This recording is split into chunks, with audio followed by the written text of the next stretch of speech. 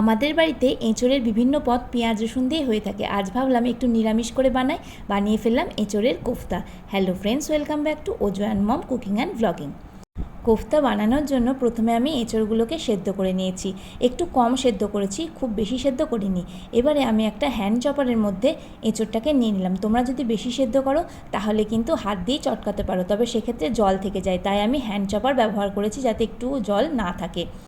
আমি এখানে দুভাগে ভাগ করে এঁচোড়টাকে কুচিয়ে নিয়েছি। তো প্রথমে আমার এই এঁচোড়টা কুচানো হয়ে গিয়েছে, দেখতেই পাচ্ছ কতটা মিহি করে আমি হ্যান্ড চপারের মাধ্যমে এটা কুচিয়ে নিয়েছি। এবার আমি বাকি এঁচোড়টাও কুচিয়ে নেব। যখন সমস্ত এঁচোড়ই কুচানো হয়ে যাবে তখন আমি একটা বড় বাটিতে সমস্ত কুচনো এঁচোড়গুলো নিয়ে নেব। এবার এর মধ্যে অ্যাড করব কিছু উপকরণ। এখানে আমি বাইন্ডিংয়ের জন্য দিয়ে দিচ্ছি একটা মাঝারি সাইজের সেদ্ধ করা আলু। এর মধ্যে দিলাম হলুদ গুঁড়ো, জিরে গুঁড়ো আর ধনে গুঁড়ো, সবই 1 চা চামচ করে দিয়েছি। আর হাফ চা চামচ এখানে আমি দিয়ে দিলাম গোলমরিচের গুঁড়ো।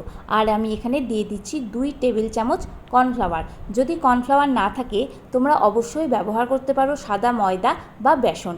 এবার আমি সমস্ত উপকরণকে খুব ভালো করে চটকে নেব, যাতে আলুর ডালা না থাকে বা মশলাগুলো সব জায়গায় সমানভাবে পৌঁছে যায়। এবার আমি এর মধ্যে সামান্য একটু লবণ ব্যবহার করলাম, কারণ ঝোলে আমি পরে লবণ দেব। বেশি লবণ দিলে কিন্তু পরে লবণটা বেশি হতে পারে। আর এই দেখো আমার এখানে মাখা হয়ে গেছে। এবার আমি এক এক করে সমস্ত কোফতাগুলো বানিয়ে নেব।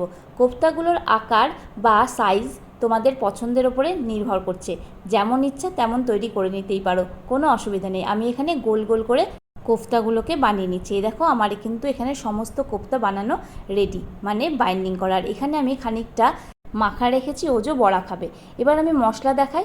আমি এখানে পোস্ত নিয়েছি 1 টেবিল চামচ, আর এখানে আমি কাজু বাদাম, কিশমিশ আর চারমগজ ভিজিয়ে দিয়েছি 15 মিনিটের জন্য। এবার একটা টমেটো নিয়েছি, টমেটোটাকে আমি পেস্ট করে নেব। আর ওদিকে যে মশলা নিয়েছি সেটাও একসাথে আমি পেস্ট করে নেব। এবার ওজোর জন্য আমি কড়াইয়ে তেল গরম করে প্রথমে ছোট ছোট করে বড়া ভেজে দিচ্ছি। ও এগুলো খেতে খুব পছন্দ করে, সেই জন্য আমি এখানে ওর জন্য আলাদা করে বড়া তৈরি করে নিচ্ছি। তোমরা যদি বড়া খেতে চাও এইভাবে তৈরি করে নিতেই পারো, এক মাখাতে 2 কাজ হয়ে যাবে। দেখো আমার ভাজাগুলো রেডি হয়ে গেছে। এবার কড়াইয়ে যে তেল আছে তার মধ্যে আমি কিন্তু এক এক করে সমস্ত বানানো কোফতাগুলো দিয়ে দেবো ভেজে তোলার জন্য। একটা একটা করে কোফতা সাবধানে দিতে হবে যাতে হাত পুড়ে না যায়। এবার মিনিট খানেক আমি মিডিয়াম হাই ফ্লেমে সমস্ত কোফতাগুলোকে ভেজে নিলাম, যেটা হয়নি আর একটুখানি ভেজে নিতে হবে। তারপর আবার মিডিয়াম ফ্লেমে 1 মিনিট ভাজলেই কিন্তু কোফতাগুলো রেডি হয়ে যাবে ঝোল তৈরি করার জন্য। এবার আমার আর একটা ব্যাচ আমি এখানে ভেজে নেব। ততক্ষণে দেখিয়ে দিই আমি যে মশলা বেটেছি সেটা। এই দেখো বন্ধুরা, আমার কিন্তু যে চারমগজ, কাজু, কিশমিশের মশলা রেডি হয়েছে, আর এদিকে আমি টমেটোটাও পেস্ট করে নিয়েছি। এবার আমার এই ব্যাচটাও ভাজা হয়ে গিয়েছে কোফতা, সেটা আমি তুলে নিলাম। এবার আমি এই তেলেই ফোড়ন দিয়ে দিচ্ছি জিরে, শুকনো লঙ্কা, দারচিনি, ছোটো এলাচ, লবঙ্গ আর গোলমরিচ। আমি ফোড়ন দিয়ে একটু ঢেকে দেবো। তারপরে যখন ফোড়ন ভাজা সুন্দর গন্ধ উঠবে তার মধ্যে দিয়ে দিচ্ছি হলুদ 1 চা চামচ করে। আমি নিয়ে নিয়েছি জিরে গুঁড়ো, ধনে গুঁড়ো আর কাশ্মীরি রেড চিলি পাউডার। এটা আমি তেলের মধ্যে দিয়ে সামান্য একটু জল দিয়ে দিলাম যাতে মশলাগুলো পুড়ে না যায়। এবার আমি একটু নেড়ে যে টমেটোর পেস্টটা করেছি সেই টমেটোর পেস্টটা সবটা দিয়ে দিলাম। এর মধ্যে দিয়ে দিচ্ছি পরিমাণ মতো লবণ আর চিনি। নিরামিষ রান্না তাই একটু মিষ্টি ভালো লাগে। এর মধ্যে আমি দিয়ে দিচ্ছি স্বাদ মতো লঙ্কা বাটা। তোমরা ইচ্ছা করলে কিন্তু একটু বেশি লঙ্কা বাটাও দিতে পারো। আর আমি এখানে দিয়ে নিচ্ছি হাফ চা চামচ আদা বাটা। এবার খুব ভালো করে মশলাটা কষাতে হবে। মশলার কষাতে কষাতে যখন তেলটা ছাড়বে তখন আমি এর মধ্যে যে কাজু, কিশমিশ আর পোস্ত, চারমগজের পেস্টটা করে নিয়েছিলাম সেটা এর মধ্যে ঢেলে দিলাম।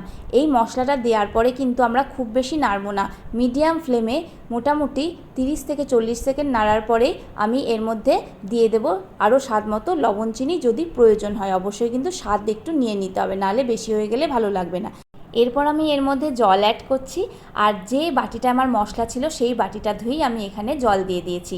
এবার যখন ফুটে উঠবে আমি এর মধ্যে তেজপাতা দিয়ে নেব। আমি একটু তেজপাতা দিতে ভুলে গেছিলাম প্রথমে, তাই সরি। তোমরা কিন্তু তেলের মধ্যেই তেজপাতাটা দিও। এরপর ঝোল ফুটে গেলে এর মধ্যে আমি দিয়ে দিচ্ছি ভেজে রাখা কোফতাগুলো। আর ততক্ষণ ফুটিয়ে নেব যতক্ষণ গ্রেভিটা ঘন না হয়ে যাবে। তোমরা যদি পাতলা গ্রেভি চাও তাহলে কিন্তু বেশি ফুটিও না। আর কোফতা দেওয়ার পরে 2 থেকে 3 মিনিটের বেশি ফোটাতেও পারবে না, নাহলে কিন্তু কোফতাগুলো গলে যাবে। এবার আমার এই কনসিস্টেন্সি লাগবে গ্রেভি, তাই আমি এই সময় এসে হাফ চা চামচ গরম মশলা দিলাম। আর গ্যাসটাকে সিম করে 2 মিনিট ফোটাবো। 2 মিনিট গ্যাস সিম করে ফোটানোর পরে গ্যাসটা অফ করবো আর স্ট্যান্ডিং টাইমে দেবো 5 থেকে 7 মিনিট। বন্ধুরা এই দেখো 5 থেকে 7 মিনিট স্ট্যান্ডিং টাইমে দেওয়ার পরে কোপ্তাগুলো কিন্তু আমার রেডি হয়ে গেছে, মানে কোপ্তা কারিটা রেডি হয়ে গেছে। খেতে কিন্তু দুর্দান্ত হয়েছিল। তোমরা অবশ্যই নিরামিষ দিনে ট্রাই করো। এটা কিন্তু রুটি পরোটার সঙ্গেও যেমন ভালো লাগবে, তেমন কিন্তু ভাতের সঙ্গেও জমে যাবে নিরামিষের দিনগুলো। যদি ভালো লাগে ভিডিওটা তাহলে অবশ্যই একটা লাইক, শেয়ার করো, কমেন্ট করো বন্ধুরা। আর অবশ্যই পাশে থেকে নতুন বন্ধুরা আমার চ্যানেলটা সাবস্ক্রাইব করে নিও। অবশ্যই বেল বাটনটা ক্লিক করো যাতে আমাদের দেওয়া ভিডিও তোমাদের কাছে পৌঁছায় সবার আগে। আর এতক্ষণ ধরে তোমরা যে ভিডিও দেখলে তার জন্য তোমাদের জানাই অসংখ্য ধন্যবাদ।